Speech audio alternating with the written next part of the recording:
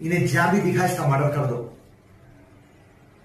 और इसका गला ले लेके मेरे पास आ जाओ। 50 लाख रुपए मेरे से ले लेना। नमस्कार, हॉकफीड न्यूज में आप सभी का स्वागत है। वसीम रिजवी ने हाल ही में हिंदू धर्म अपना लिया है। जितेंद्र नारायण सिंह त्यागी, जिन्हें पहले वसीम रिजवी के नाम से जाना जाता था, वह उत्तर प्रदेश के शिया सेंट्रल वक्फ बोर्ड के पूर्व सदस्य और अध्यक्ष रह चुके हैं। उन्होंने 6 दिसंबर 2021 को डासना मंदिर के प्रधान पुजारी यति नरसिंहानंद गिरी महाराज की उपस्थिति में हिंदू धर्म में घर वापसी की।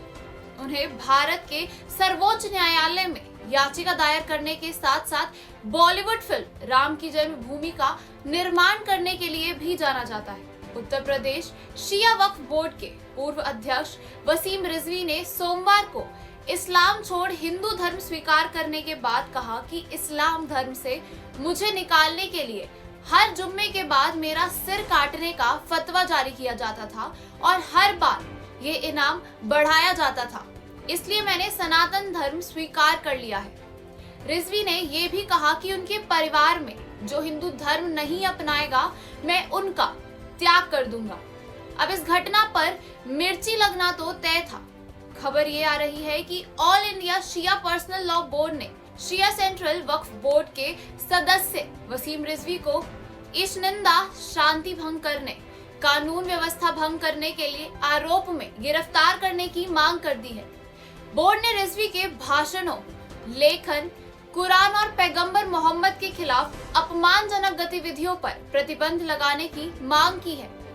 AISPLB के प्रवक्ता ने कहा, ऐसा प्रतीत होता है कि यूपी सरकार रिजवी के खिलाफ कोई कार्रवाई नहीं करना चाहती और उनका समर्थन कर रही है। उन्होंने आरोप लगाया कि इस्लाम और पैगंबर का अपमान करने वाली तस्लीमा नसरीन और सलमान रुश्दी के पर रिजवी के विचार अपमानजनक हैं। AISPLB के अध्यक्ष मौलाना सैयद सैम मेहंदी ने देश भर के सभी सदस्यों से अपील की कि वो अपने जिलों में रिजवी के खिलाफ प्रदर्शन करें। मौलाना सैम ने आगे कहा, अगर सरकार चुप्पी साधे रखती है तो आगे जो भी होगा उसके लिए वह जिम्मेदार होगी। ये तो एक तरफ का रोना है। लोगों ने सोशल मीडिया पर रिजवी को गैर मुस्लिम बताया और उनके लिए अल्लाह की सजा तक करार कर दी गई। कुछ प्रतिक्रियाओं को देखिए। वसीम रिजवी, 4 महीने से सुन रहा हूं तेरे को मैं। बर्दाश्त जो है ना तू खत्म कर देगा। इन्हें जहां भी दिखा इसका मर्डर कर दो और इसका गला ले लेके मेरे पास आ जाओ। 50 लाख रुपए मेरे से ले लेना और जो भी इसका मर्डर कर रहा, सेशन कोर्ट हो, हाई कोर्ट हो, सुप्रीम कोर्ट हो, हर जगह वकील मैं रखूंगा, तेरा साथ मैं दूंगा। ऐसे हराम के पिल्ले को और ऐसे सुअर की औलाद को कोई जीने का इख्तियार नहीं है। जो भी मैं कुछ सुन रहा, मैं अल्लाह की कसम खा रहा हूं, मैं तेरा साथ दूंगा।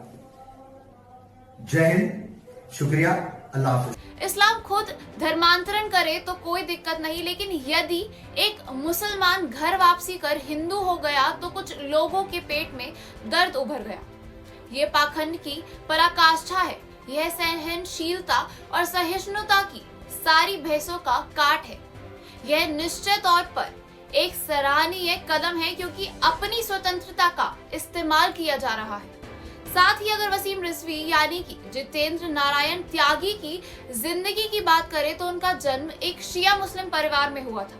छोटी उम्र में ही उनके सर से पिता का साया उठ गया था और रिजवी अपने भाई बहनों में सबसे बड़े हैं। पिता के गुजर जाने के बाद उनके ऊपर भारी जिम्मेदारियां आ गई थी, इसलिए वो 12वीं के बाद सऊदी अरब में एक होटल में काम करने लगे थे। सऊदी अरब के बाद वसीम रिजवी ने जापान और अमेरिका में भी काम किया। 2004 में समाजवादी पार्टी की सरकार वसीम रिजवी को शिया वक्फ बोर्ड का चेयरमैन बनाया गया। हालांकि जब साल 2007 में सत्ता पलटी तो वसीम रिजवी ने भी पलटी मारते हुए सपा का दामन छोड़ दिया और बहुजन समाज पार्टी का हाथ थाम लिया। इसके बाद साल 2009 में शिया वक्फ बोर्ड के चेयरमैन की जिम्मेदारी मौलाना कल्बे जवाद के बहनोई को सौंपी गई और वसीम रिजवी को बोर्ड में अध्यक्ष के तौर पर शामिल किया गया। इस दौरान वसीम रिजवी और कल्बे जवाद के रिश्तों में दरार आ गई थी। वहीं जब अगले साल यानी साल 2010 में वक्फ बोर्ड पर करप्शन के आरोप लगे तो मौलाना कल्बे जवाद के बहनोई को अपने पद से इस्तीफा देना पड़ा। साल 2014 में सपा सरकार में बोर्ड के पुनर्गठन के दौरान उन्हें आजम खान का करीबी होने का फायदा मिला और उन्हें एक बार फिर से बोर्ड के चेयरमैन की कुर्सी पर बिठा दिया गया। साल 2017 में भाजपा की सरकार आने के बाद रिजवी पर भ्रष्टाचार के आरोप लगे। इस मामले में उनके खिलाफ एफआईआर भी दर्ज की गई। वसीम रिजवी पर शिया वक्फ का जायदाद को गैर कानूनी तरीके से खरीदने और बेचने के संगीन आरोप हैं।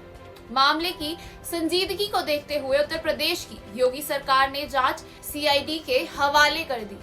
एक खबर के मुताबिक फिलहाल मामले की जांच सीबीआई कर रही है। देश और चैनल हॉक फीड को सब्सक्राइब करें और खबरों को शेयर करें। मित्रों, हम सालों से राजनीतिक क्षेत्र के अंदर संघर्ष कर रहे हैं। 50 से दशकों से हमारे पुरखों ने पार्टी बनाई, जो पार्टी संगठन के आधार पर चले, जो पार्टी विचारधारा के आधार पर चले, जो पार्टी हमारी सनातन संस्कृति को आगे बढ़ाने वाली हो, जो पार्टी भारत के गौरव के अंदर भारत के गौरव में रची बसी हो, जो पार्टी इसी धरती के मिले संस्कार और इसी मिट्टी की सुगंध को लेकर आगे बढ़ने वाली हो। और ये पार्टी की यात्रा कई सालों तक चली। कई पराजयों को हमने सामना किया, हंसते हंसते पराजय झेले। जमानतें जब्त होती थी तो भी कार्यकर्ता को आइसक्रीम खिलाने वाले लोग मैंने भी मेरे जीवन काल में देखे हैं, आपने भी देखे होंगे। और ये पार्टी की यात्रा बढ़ती बढ़ती बढ़ती, पहले दीनदयाल जी और श्यामा प्रसाद जी, बाद में अटल जी और अडवाणी जी और ढेर सारे सहयोगी उनके 2014 तक लेकर आए।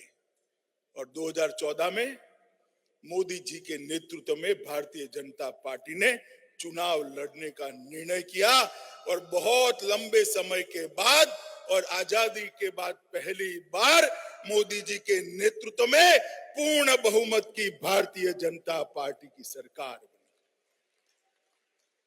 आप लोग ताली बजा रहे हो, मगर मैं आपका धन्यवाद करने आया हूं, क्योंकि पूर्ण बहुमत की जब मोदी सरकार बनी, भारतीय जनता पार्टी के कमल की पूर्ण बहुमत की सरकार बनी, तब इसी राजस्थान की वीरभूमि ने 25 में से 25 सीटें नरेंद्र मोदी जी को देने का काम। और 2019 में जब भारतीय जनता पार्टी 300 पार गई, तब भी 25 में से 23 सीटें देने का काम यही मेरे राजस्थान के लोगों ने, यही मेरे राजस्थान के प्रिय कार्यकर्ताओं ने किया था। तो मोदी जी दोनों बार प्रधानमंत्री बने, इसमें राजस्थान की जनता का आशीर्वाद का बहुत बड़ा हिस्सा है, बहुत बड़ा इसके अंदर भूमिका है।